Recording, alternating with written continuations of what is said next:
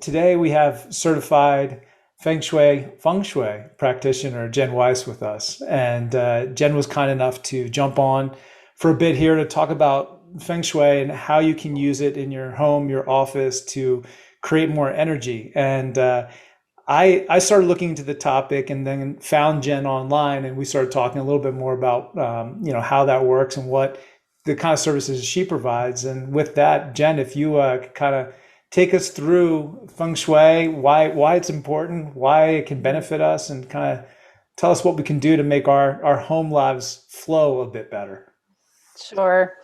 Well, thank you, everybody. And thank you, George, for having me today. I'm very excited to share some information with you all and actually just to have a conversation, a dialogue where you all can ask some questions. But yes, I'm the owner of Leading with Shui. I've been practicing, well, actually certified for close to 3 years, practicing even longer than that.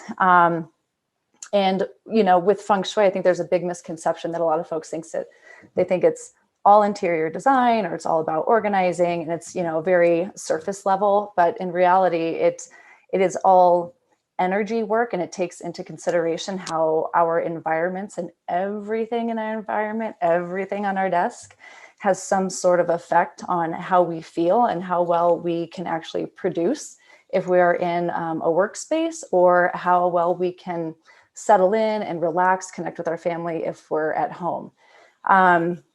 So with my personal story when it comes to feng shui is, I won't go into how I got introduced to it, but since I've been practicing it on a professional level, so much has changed just in my life.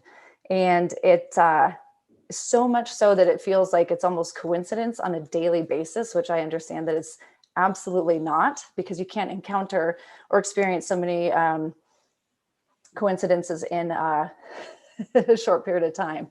But anyhow, feng shui, it literally translates to wind and water.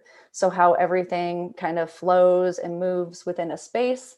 And it's really about being a little bit more aware or in tune with your surroundings and what you want your home or your office to help support you with in your personal goals. It could be anything from, feeling less anxious, learning how to focus, maybe connecting with people on a more personal level, or even just having the focus to be able to communicate with them and give them your undivided attention. So all of these things relate to our environment and just how we are as human beings and how we behave. So some of the things that I was talking to George about, some maybe topics that we can discuss or information I can share with you that you can take away today, which I have my notes right here, is one, coping with the stress of being an entrepreneur. Focus. I know a lot of us tend to take on so many different projects. We have so many different ideas, but then like dialing in on one thing to completion and then moving on to the next. And then also being present and focused with those who are around you, because I know a lot of times when we have so much going on, there's somebody right in front of us we're having a conversation with. We're not hearing a word they're saying because we're thinking so much about work and the different projects that we have going on. And so feng shui can certainly be implemented in your space to kind of help with those. I don't want to ramble on too much because I think it tends to get a little bit boring and people can zone out. So with those three things, where would you like me to start? What do you feel is most important? I have my ideas. I just want to poll the group. If anybody cares to kind of unmute and say, what they feel is the number one thing there of that list, what would work to kind of dive into first? I like the idea about juggling different projects personally. Mm-hmm. Okay. So juggling different projects.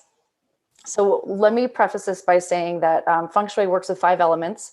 It's gonna be water, wood, fire, metal, and earth. So those are the 5. I hope I didn't mess that up.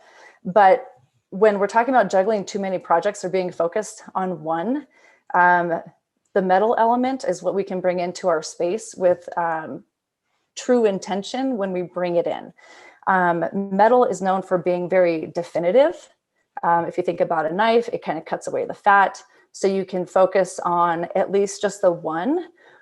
And it also helps you organize. So if you organize your space, you then you find that you're not multitasking as much.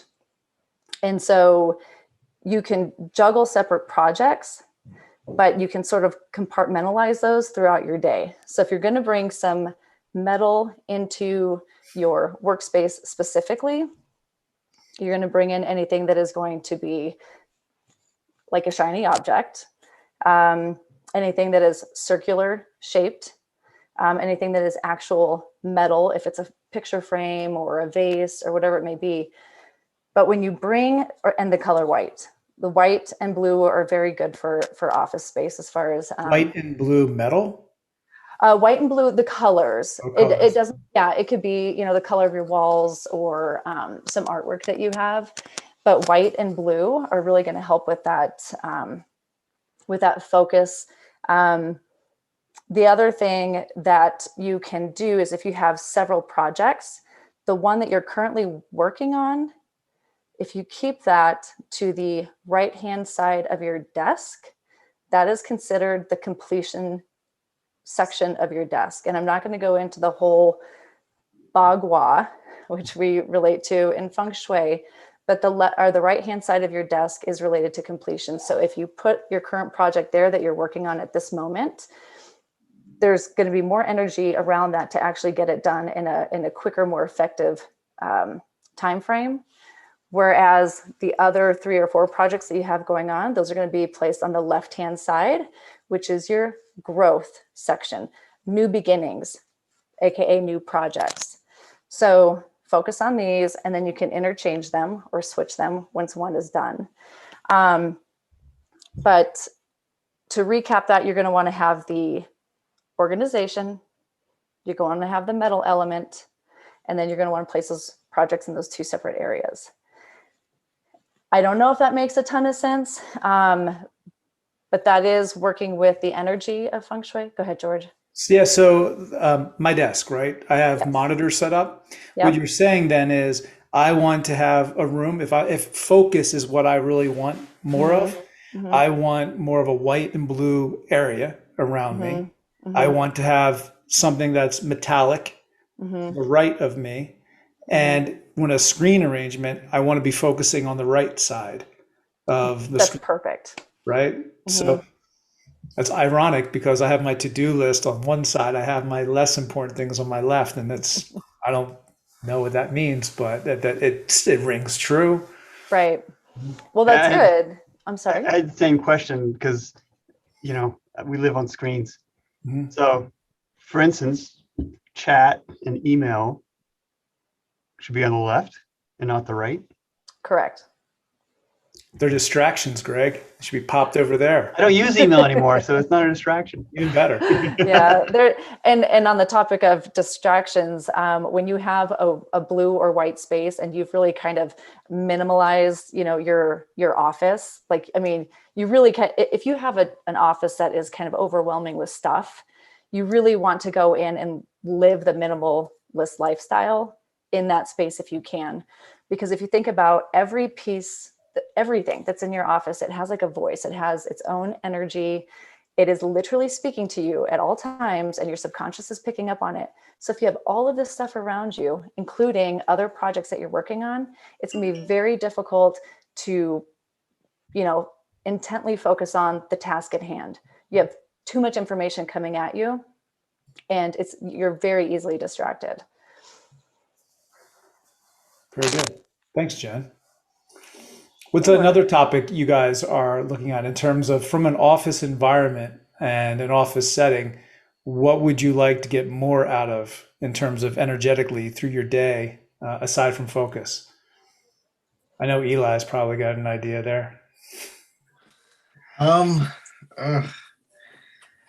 she said, Eli here, Jennifer. Nice to meet you. Nice to meet You did touch on in that little short segment a lot. I'm curious about. I used to have everything written. Now, like they said, everything's on my screen, but I don't have multiple screens. So I have folders, right? Do Mhm. I separate the folders, like have folders on one side?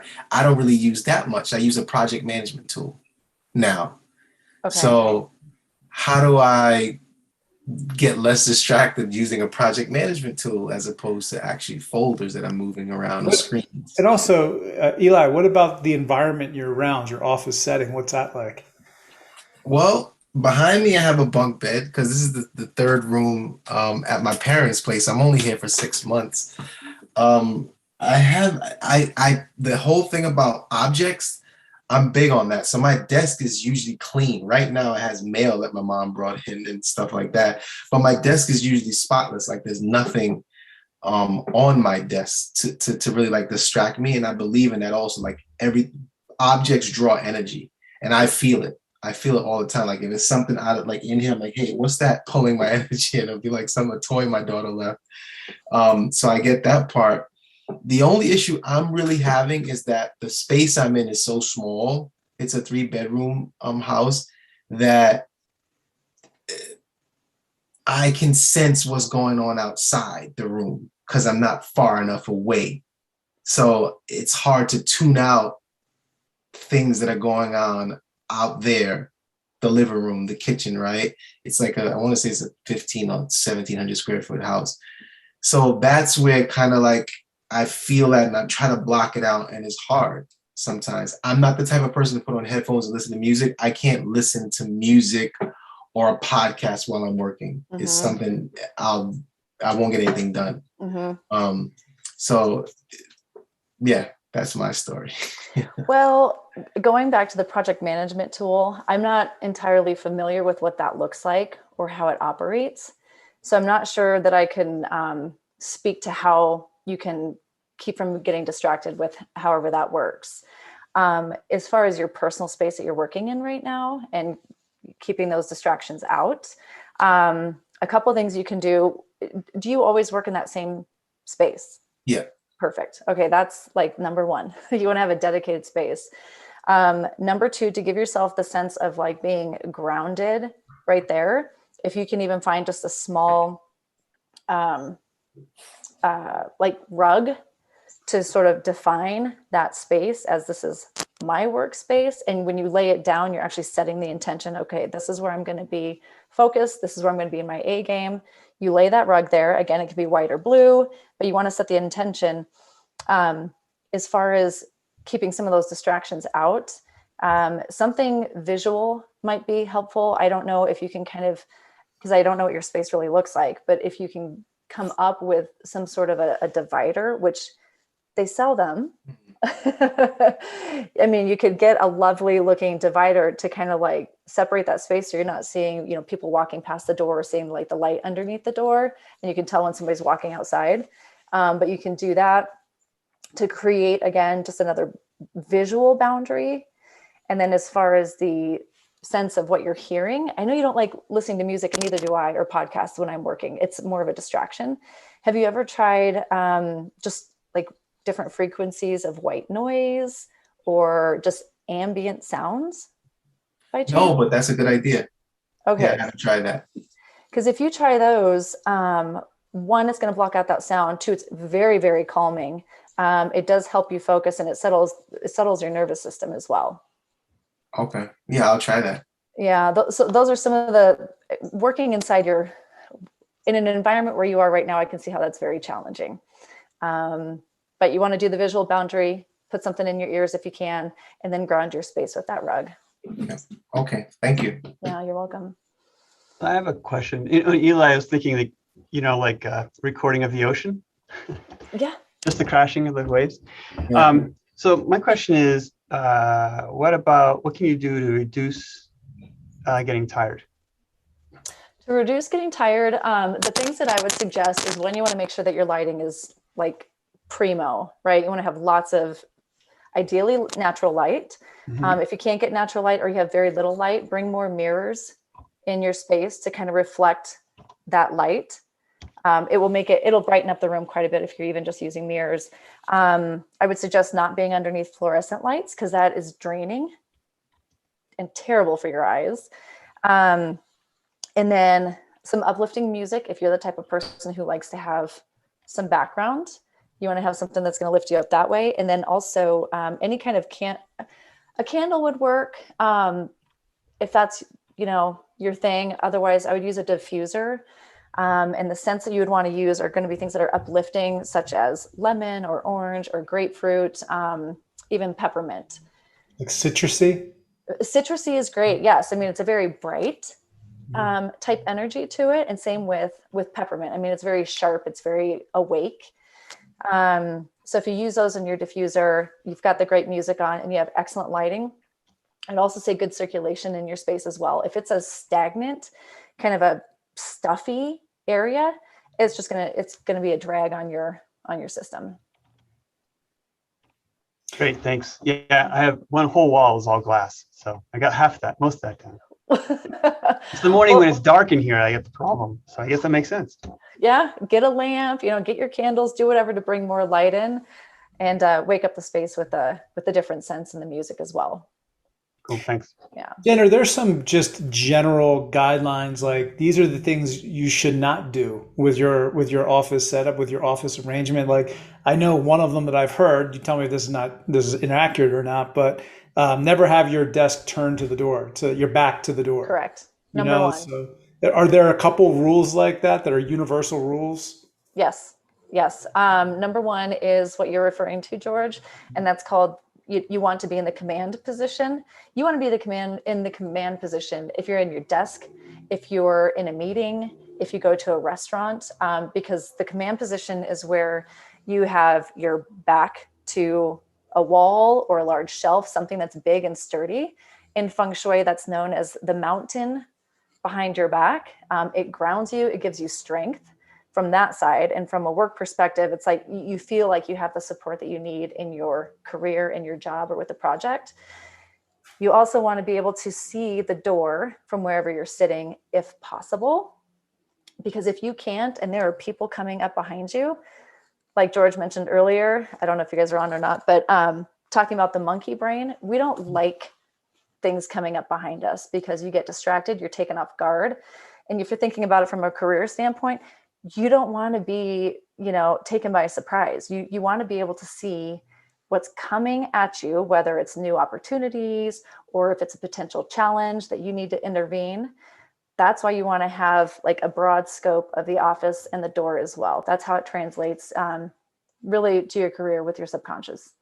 The other thing too is that if you don't have that option, like a wall or a cubicle is what you're looking at, there are ways to remedy that. So you can essentially get a small mirror. You can place it on your monitor or on the wall in front of you, just something that allows you to see what's behind you. It doesn't have to be ginormous, just something that you can see if somebody's coming up behind you or what's happening. That sort of puts you back into command. The other thing is if you're sitting at that wall, I mean, that can literally translate into beating your head against the wall, not being able to get ahead. You feel stuck, it's like drudgery. You can't, there's no progress. And so in order to make that wall disappear, you can get a beautiful photo of some sort of landscape, something that's expansive that has you looking outward. And it's really important that it speaks to you personally, because in Feng Shui, you want to surround yourself with things that speak to you, that you love, that resonate, not just, a picture of the ocean because it's expansive. Choose something that you like, and that will make the wall disappear, and then you can kind of start to move forward again. And what about things like plant life or just general colors, right? I had a coworker one time that painted her whole office black. And so that would just make me fall asleep in seconds. Like, is there things to do with colors or plant or water or anything like that? Or I've also heard too, with the 5 elements, you want to have one of all element in the room to kind of give you a balance in the room. So you speak a little bit about that? Sure, absolutely. So when it comes to plant life, plants are fantastic to have in your office space. One, it's an uplifting chi, so it kind of raises the energy in the room. It also represents growth. So if you're in a position where you are growing in your company or growing as an individual, having this plant life there is going to help support that. And, they also clear up EMFs. We have so much electronics around us. If you have plants, especially, they're very popular now. They're called like mother-in-law plants or sharp tongue plants. Anyhow, if you, it's just Interesting that those two words go together. I know. Yeah, no kidding. But if you have that one, they're very like sharp, upward moving leaves. They're great at absorbing EMFs, and they also cut through negative energy. So if there's anything negative happening around you, these have a way of cutting through that. Having balance in your office is always great. You just want to try not to have so much of one thing over the other. Again, so I'll just go through the 5 elements real quick. If you're talking about water, it's going to be anything that has wavy shapes, the color black, and actual water itself. The water itself needs to be clean. You have to tend to it. It could be images of water as well, if you'd like. We're talking about wood. It can be actual plants. It could be actual wood furniture or pieces on your desk, accent pieces, and columnar shaped items represent wood as well. Then we're talking about fire. It's going to be very jagged shapes. Candles represent fire, the color red. Metal, circular shapes, actual metal items. And just trying to think what else with metallic items, shiny objects. And then when it comes to earth is really good for grounding. So if you feel like you're kind of all over the place, having some earth element in your space is going to be really great. So it could be pottery. It can be warm tones like browns, tans, taupes, and square shapes. Square shapes are really great. And me personally, I really connect well with earth because I can tend to get, wound up really tight. And those earth elements really kind of bring you back down and get you focused too. So bringing any of those elements into your space is great. I would avoid too much fire in your office. If there's too much fire, you can take on some of its personality traits, such as you could be quick-tempered, maybe lash out at others. It can be very irritable. So you don't want to have too much of that. A little bit goes a long way. What would be an example of too much fire? Oh, if you paint all your walls red, or if you have several candles and a lot of your artwork has red colors in it, and you have lots of like jagged shapes and so forth, that's going to be a lot of fire. Anything that's like really aggressive is going to be a lot of fire. So if you have one or two pieces, that's great, but too much is not great. That makes sense. Mm-hmm.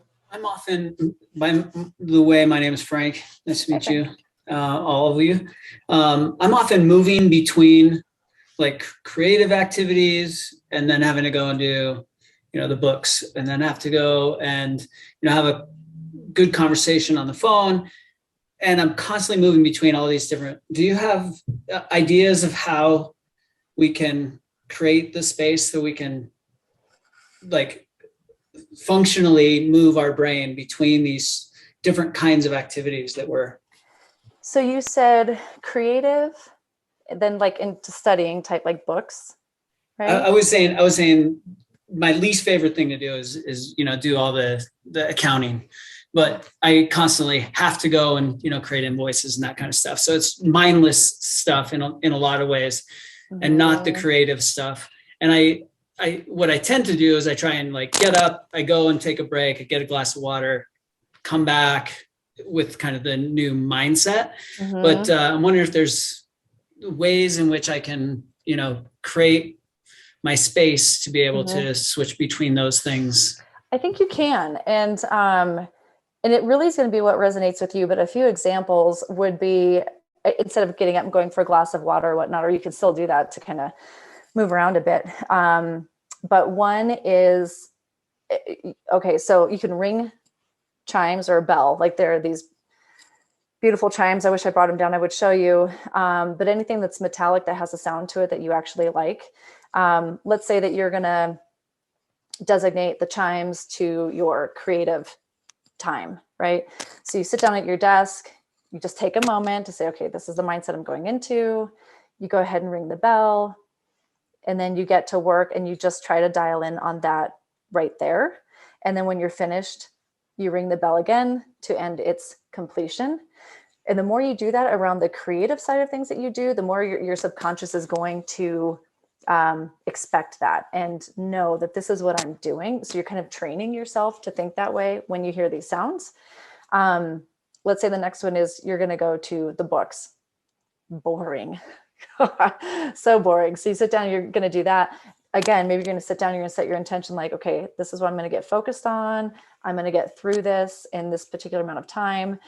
And then instead of ringing the bell, you're going to light this candle on your desk. And you're going to bring a little bit of that fire element in to kind of like charge you up. And then when you're done, you blow the candle out. And again, the more you do this, the more it starts to resonate and it becomes a habit. And then you can do something else for the phone calls. I'm trying to think what else you could do for that. As we're talking, I'll probably think of something, but just doing those tangible deals, I think is going to be pretty helpful. I would not suggest moving from one space to the other in your home or your office, though. That's interesting because I often am kind of changing my space in order to do that. Also, like when I'm working on accounting stuff, I can put the music on and, crank it. Whereas when I'm being creative, I need it to be really quiet. And so, but that's interesting. I do often will move, like, especially for a phone call, like I share an office with a couple other people. Usually nobody's here right now, but I need to move anyways kind of for that. But okay. That I get. And you know what? The truth is whatever works for you works for you. If you need to get up and move around, that's fine. If you're going to go to the creative side of things, wherever it is that you move, I would suggest that it's in a place that's very stark, that is kind of white almost, very little around it, because that allows, I'll say the universe allows the universe to sort of deliver these ideas to you. There's space for you to receive them. It's like a blank slate energy. Yeah, it is. You don't have other things talking to you, other objects. So the blank slate is great. Yes. If you're going to have conversations with somebody, this is a note that I had taken earlier, but if you're going to have a conversation, whether it's face-to-face with somebody, or if you're going to step away and talk to someone, I would suggest finding or choosing a very comfortable place to sit in a heavier piece of furniture and something that's kind of cozy, because that signals that you're going to kind of settle in and you're going to be focused and connected with this other person. And Earth is very much about connecting. So that's one other thing I could say about the phone calls, or just face-to-face conversations for that matter. That makes a lot of sense. Good. Jen, the one thing that I heard you say that when you're talking to Frank about it, you're saying ring a bell, light a candle. Is there, when there's a change in mental state or mental focus, are we trying to tie that to some kind of physical aspect of the 5 elements? Is that what you're looking for there? Like to tie it to something? So kind of get out of the head and tie it? Am I picking up on that right?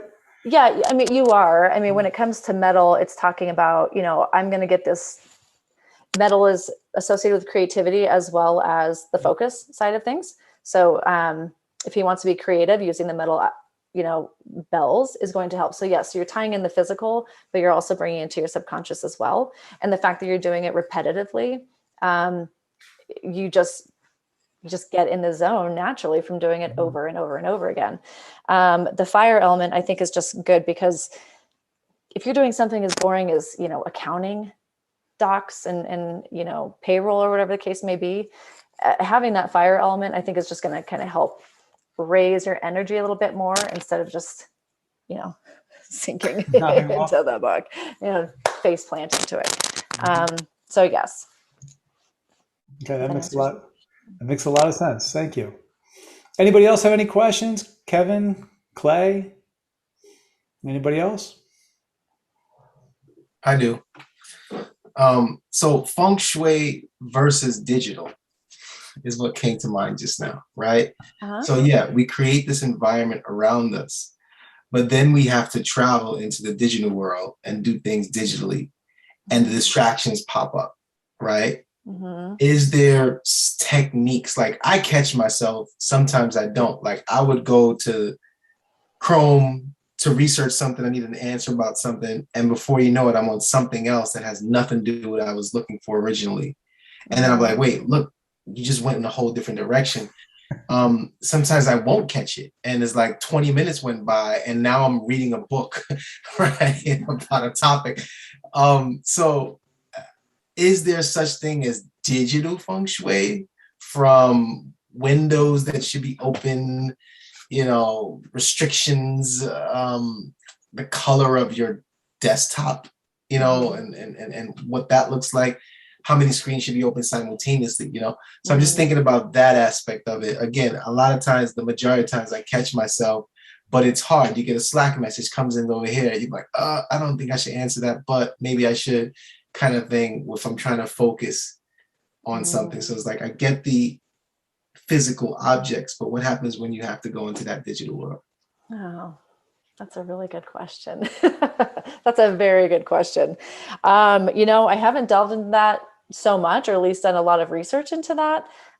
What I would say is that when it comes to your desktop, and so this is George, this is something that I will go ahead and send you. There is in Feng Shui what we call the Bagua, and it's essentially, we form it as a square, and it's sort of this, we don't like to call it an energy map, but I think that's the easiest way to describe it to make it understandable. But you have a Feng Shui energy map, and you can literally lay it over, mentally lay it over the screen of your desktop or your computer, whatever, the screen. And it's broken down into 9 separate sections, and each section is going to represent something different. So for instance, if you're going to have client files in one spot of your desk, I could tell you exactly where on your desktop, where to keep those client files, so they stay sort of tucked into that energy section. Same thing as when it comes to any kind of research that you're doing or articles that you've kept, and then you have your projects, and then anything that's going to make you seen as far as fame and so forth. So I can give that to you. But as far as like, once you get into the internet and you have these different ads and so forth popping up, or you tend to get distracted, I don't really have a good answer for that, except for good old self-control, I guess. Again, if you want to bring in that metal element, that's really the one thing that I could say over and over again that's going to help you just stay in the mindset and stay focused and trim what's no longer necessary, what doesn't pertain. That metal is going to kind of get rid of that. So a white desktop, maybe something that the image, something metallic looking on the background is going to kind of help with that subconsciously. But I don't know about those little flashy lights and squirrels and such. Squirrels. Yeah, exactly. Wish there's an answer for everything, but I'm going to look into it now, though. That's for sure. Yeah, feng shui in the digital era. Like, how do you combat it? Yeah. Jen, you might have found a whole new area of study, digital feng shui. That's what I'm thinking. Yes. Yeah. Get that dialed in. Very good. Anybody else have any particular questions for Jen? Yeah, question. I see behind your picture. Kevin, hey, Kevin, you're breaking up a little bit. Your audio is a little, maybe try killing your video and repeat that. Is this it? No, it's not quite coming in. We'll give you a second. Is this any better? That's better. Yep. Okay. So before I click back on, and I'm probably your 4 picture.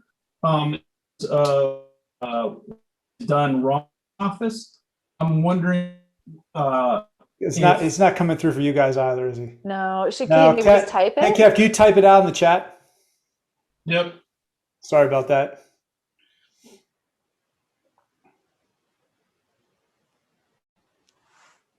We'll go old school chat on you now, Kevin.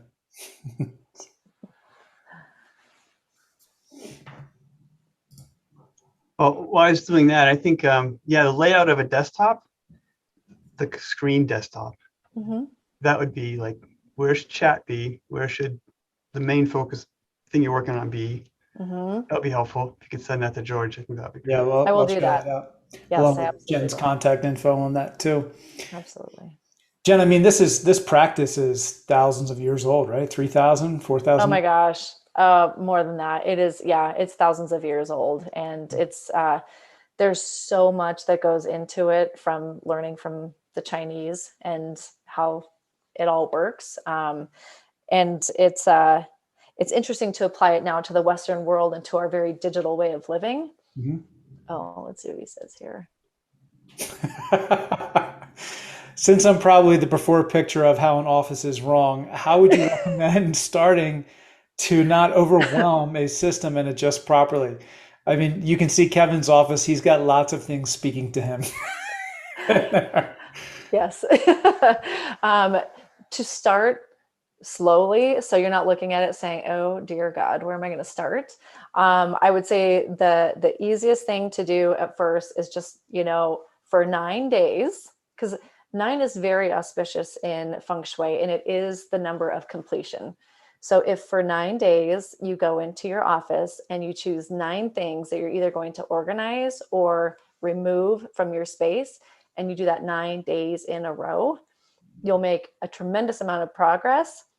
And you'll probably want to continue doing that even more so, because you do this for a handful of days, you're going to feel a change 100% in your office. And that is a very, it's kind of, I don't want to say contagious. I'm not sure what the word I'm thinking of, but it builds momentum. So it's going to motivate you to keep wanting to do that. And before you know it, your desk will look very different. But 9 items for 9 days, commit to that, and it'll make a huge change. You just have to prioritize what those things are going to be. And it can be little things, like things that don't really matter to you. It's just the fact of getting started. It's just clearing out that. Mm-hmm. Yep. Exactly. All right. Any other questions? I had us here for about 30 to 45 minutes, so I want to make sure that I respect Jen's time. You had mentioned in the beginning coping with stress, focus, being present with others. I was interested in the stress part and wondering, does it fight against the focus part? I mean, can some of these things, if you're very concentrated on reducing stress versus very concentrated on getting focused and getting stuff done, does that fight against each other? Can you use the same things in your office to get both, or do you need different locations? They actually work really well together. So if you're talking about lowering the stress level, but then also staying very focused, if you are, let's say you're going to do a purge in your office, you completely clean it, wipe everything down. Just having extreme organization is going to lower your stress level on one end. So it's going to relax you. But on the other hand, it's also going to allow you to focus because you have less stuff trying to distract you at the same time. So they both work very well together. And then, like I had mentioned earlier about the ambient white noise, there are different frequencies on this. And you can go into it and see which frequencies would work best. But even if you're listening to just some white noise in the background or in your earbuds, that will lower the stress level and your nervous system starts to react to that. But again, at the same time, you're able to really dial in and get focused because you don't feel so anxious or so uptight about everything else that's going on. Does that make sense? Yeah, I think I was wondering more about the different elements and Earth what to and- put around. And so is it more just about, no matter your space, just keep a good balance between those, or do you lean more one direction or the other depending on, you're more thinking about reducing stress versus getting focused? Or Well, if we're going to talk about those two, then I would say you want to work with the earth element and the metal element.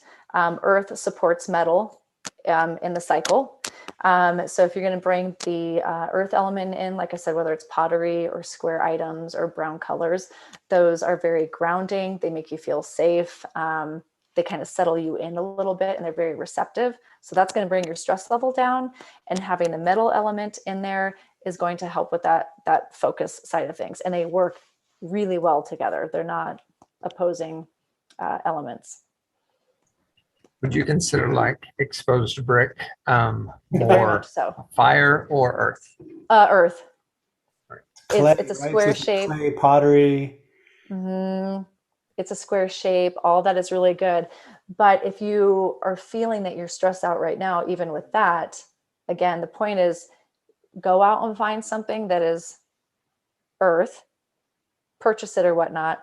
And with the intention of this new item, bring it into your office with the intention of feeling less stressed, feeling a little bit more grounded, a little more settled. Because again, the intention is really what kind of helps. It gives it the woo, I guess you could say. Yeah. But I love that exposed brick. I think it's beautiful. Yep. It's a rarity to find. I know. In Colorado, it's like Colorado, it's stucco. very rare to find that. It is. He's not in Colorado, so he doesn't have to worry about that. But Oh, nice. Jen, I always think about too the water element, like bringing the water. So I always hear water is like, again, a grounding energy, is it? And it's also like a flow to it. Is that true? What you'll hear about water a lot, surface level, when it comes to different articles online with Feng Shui, is that water it can be relaxing, the sound of it. I mean, you hear it when you go to a spa, oftentimes there's that sound of water. So that can be, kind of stress relieving. But what you'll also hear too is that water is very much related to wealth.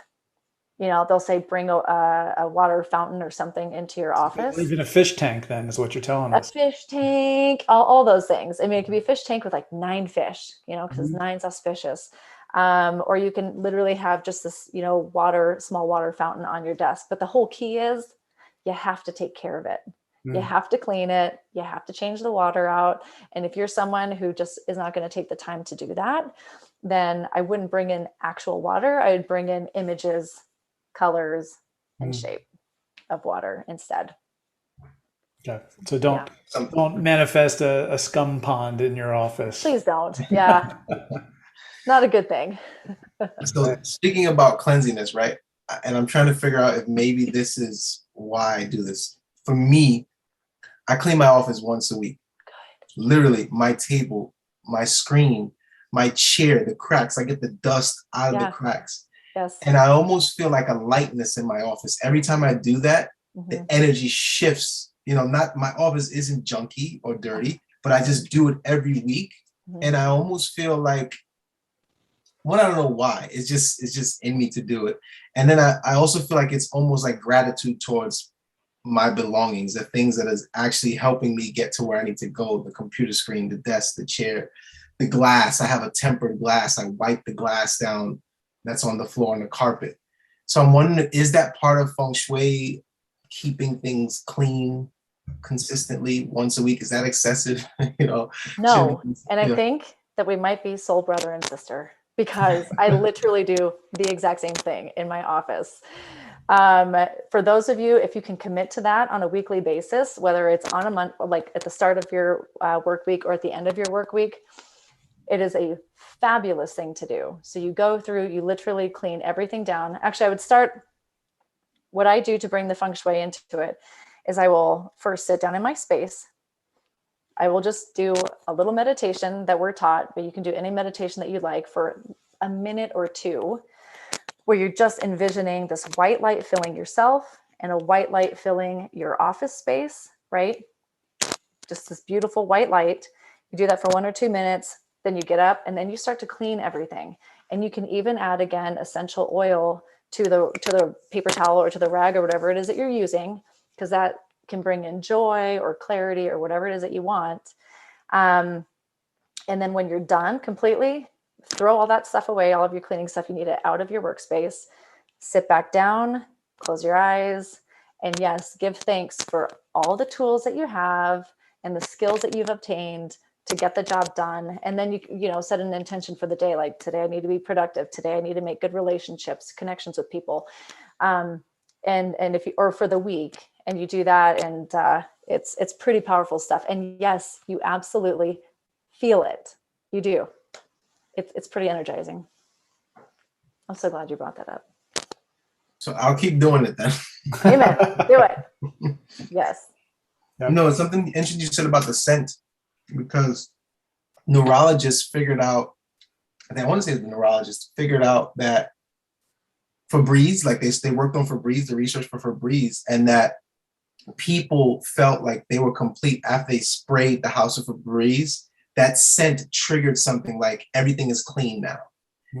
So I kind of get what you're saying. Like I don't actually use anything, but that'd be cool too. Like just to something scented as well. But it represents cleansiness. You're done, and it was a psychological thing, and that's why Febreze sells so much in America. One of the ones I found works really well is eucalyptus.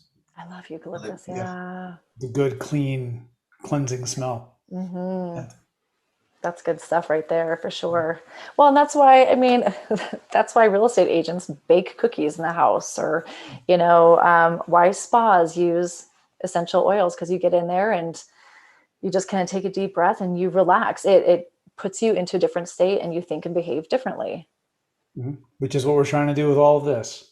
Exactly. Set a better state so we're not constantly reacting and correct. Out. Exactly. And keep this in mind for your cars. To everyone. Nice, clean, organized, all that good stuff. All right. Well, Jen, I want to respect your time. So, I had us kind of end in here. If there's a way that people want to reach out to you, what's the best way to them reach out? And I'll share out your contact information, but what's the best way to reach out to you? Oh, it can be via email. You can give me a call. Through my website or through George, whichever is fine.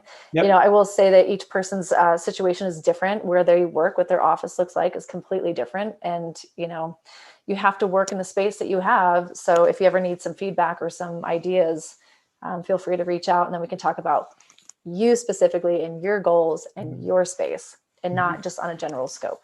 And your website's leadingwithshui.com, right? .com, yes. Yep. Okay. Correct. Well, Jen, thank you so much for taking the time to talk to all of us and help us get our minds clear and a little bit more focused with what we're doing. It was my pleasure. Thank you. And it was good to meet you all.